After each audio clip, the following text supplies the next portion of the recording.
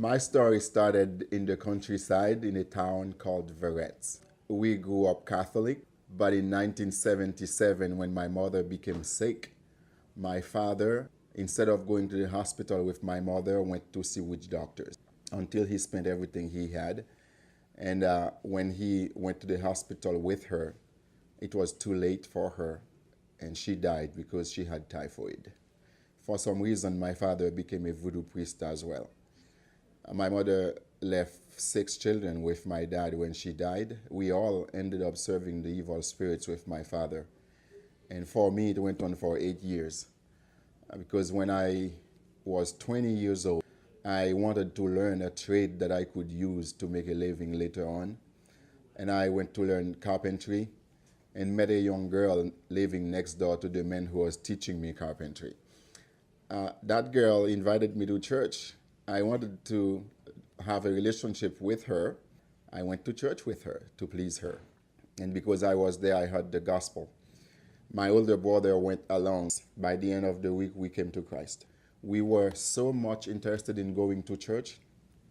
My father found out very quickly that we were doing something different. He decided to prevent that from happening, but we fought back. We wanted to go until he cut our shoes with machete, tried to burn our clothes.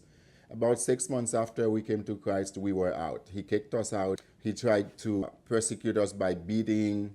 He beat me on the head myself, and he would hide with his sword waiting for me. We ended up living with a cousin of ours. November that same year, my brother got killed because the army was against an election we were having after the dictator left Haiti. They came to our town November 22nd. That night they shot all night long and they were burning stuffs, and when we got there, we found my brother in the fire with a bullet in the head. Some people went to get David and Ginger Muchmore, who were a couple missionaries living nearby, because they could not help me. Everybody feared my father, but the American missionaries did not. So they took me into their home to prevent my father from reaching me. That's when they discovered that I had questions and started a Bible study with me to answer my questions.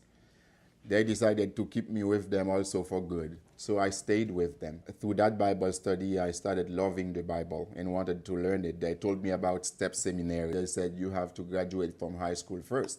Since I was not going to school before, I returned to school, finished high school at 26 years old, and started STEP in 1993. The missionaries mentored me. They discipled me in their home. I was able to watch their lives, and I copied. I tried to do the same thing I saw in them, and I became different from other people. So I was noticed by the president of the seminary then. When I was in 4th year, he said, if you were to go to school more, you could come back and help us. I went to Dallas Seminary in 98, graduated in 2002, and I've been back since working at Step Seminary. I started as a full-time professor. I wanted to recreate the same reality the missionaries created for me, to mentor me and disciple me.